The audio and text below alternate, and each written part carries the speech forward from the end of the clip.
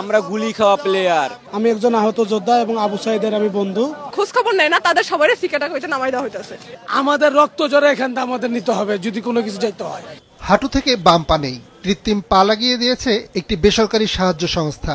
হাতের 3টি আঙুলও প্রায় অকার্যকর। তারপরও তেজগাঁয়ে প্রধান উপদেষ্টার কার্যালয়ের সামনে নিজের অধিকার আদায়ে আন্দোলনে সামিল হয়েছেন। যখন এ বি সি চলে যাবে তখন সি হচ্ছে কি একটা চাকরির বিষয়।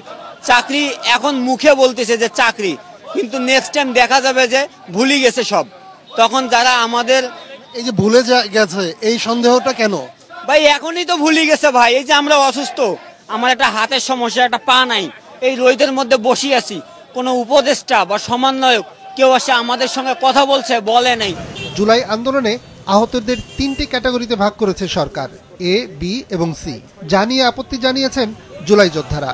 তারা চাইছে 3টি ভেঙে 2টি ক্যাটাগরি করতে। জুলাই আন্দোলনে আহতদের ক্যাটাগরির নামে বৈষম্য করা হচ্ছে বলে অভিযোগ উঠেছে। বঞ্চিত হবার আশঙ্কা তাদের। তারা এখন রাজনীতি চিন্তা করতেছে। আমরা যা আহত 2 দিন ধরে রাস্তায় বসে আছি, একবারে আইসা আমাদের খোঁজ খবর নেয় না। আমরা কোন কারণে আসছি, আমাদের তো একটা আশ্বাস দেবে, সেই আশ্বাসটাও দিতেছে না। সেজন্য আমরা বলতেছি এই সব ছেলেরা বাটপার। আমি হইল গিয়া বি ক্যাটাগরিতে ছিলাম। কিছুদিন আগে আমি জুলাই ফাউন্ডেশনের ছেলে আমার যত অপারেশনের কাগজপত্র জমা দিতে গেছে, ওইখানে যা জিজ্ঞেস করছি, ভাই দেখেন তো আমার দেখান কি ক্যাটাগরিতে পড়ছি। উনি আমার দেখাইলে আমি সি ক্যাটাগরিতে, তার মানে বি ক্যাটাগরি থেকে আমার সি ক্যাটাগরিতে নামাই দেওয়া হয়েছে। যারা এটা কম বুঝে বা যারা এটা খোঁজ খবর নেয় না, তাদের সবারই সি ক্যাটাগরিতে নামাই দেওয়া হইতেছে। বসুন্ধরা ডায়াপেন্ট এখন আরো উন্নত। এই হট এয়ার থ্রো টপশিট দ্রুত শোষণ করে সোনামণিকে দেয় কোমল অনুভূতি। আমাদের উদ্দেশ্য ছিল আমরা বৈষম্যমুক্ত একটা বাংলাদেশ করবো। আমাদের বৈষম্য হয় নাই। আমরা সম্মান চাই, আমরা চাকরি তো চাই না। আমাদের এই বয়সে চাকরি চাই না তো। এ বি 2টা ক্যাটাগরি করবে, সোজা কথা। আর আমাকে সম্মানী ভাতা দেবে। স্বরাষ্ট্র উপদেষ্টা বলে আমাদের পুলিশ কিনা অনেক চেঞ্জ হয়েছে। আমি বলতে চাই, পুলিশ আগেও যেরকম কুত্তা ছিল, এখনো এরকম কুত্তা আছে। অ্যাম্বুলেন্স হুইসেল দেয়, তারা বাসি ফু দেয়, ফু দিয়ে আমাকে ডিস্টার্ব করে, যেন আমরা বিরক্ত হই, আমরা ক্ষিপ্ত হই। প্রধান উপদেষ্টার কার্যালয়ের প্রধান প্রবেশ পথের সামনে বুধবার সকাল থেকে অবস্থান নিয়েছে বিক্ষুব্ধরা। বৃহস্পতিবার দুপুরে আন্দোলনকারীদের সরিয়ে দেওয়ার চেষ্টা করে পুলিশ। অ্যাম্বুলেন্স পর্যন্ত নিয়ে এসেছিল, বাঁশি হাতের মধ্যে লাঠি পর্যন্ত নিয়ে এসেছিল। আমরা গুলি খাওয়া প্লেয়ার, আমরা এগুলো ভয় পাই না। আমরা যোদ্ধা, আমরা জুলাই আগস্টের যোদ্ধা।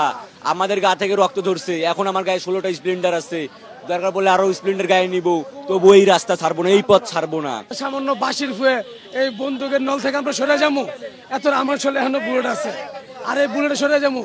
আমাদের রক্ত জোরে এখান থেকে আমাদের নিতে হবে যদি কোনো কিছু যাইতে হয়। পরিবারের বাধা উপেক্ষা করে জুলাই আন্দোলনে অংশ নিয়ে পঙ্গু হয়েছে প্রিয়জন। অধিকার আদায়ের নতুন আন্দোলনে কারো মা, কারো বাবা, কারো সন্তান সহ স্ত্রী, কারো নানি এসেছেন সঙ্গে। দেশ স্বাধীন করতে যায় এমন স্বাধীন করছে, ঠ্যাঙ্গেরে বাঙ্গা রক সিরিয়া 2 ঠ্যাং পুঙ্গু হইয়া ওখানে যে দুয়ারে দুয়ারে ঘুরতাছি।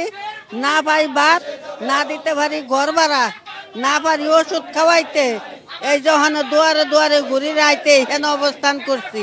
আন্দোলনকারীরা বলছেন, যাদের চাকরির বয়স চলে গেছে, যারা লেখাপড়া করেননি, তারা তো চাকরি পাবেন না। তাদের দরকার স্বীকৃতি। নিয়াজ মোর্শেদ, মাছরাঙা সংবাদ, ঢাকা।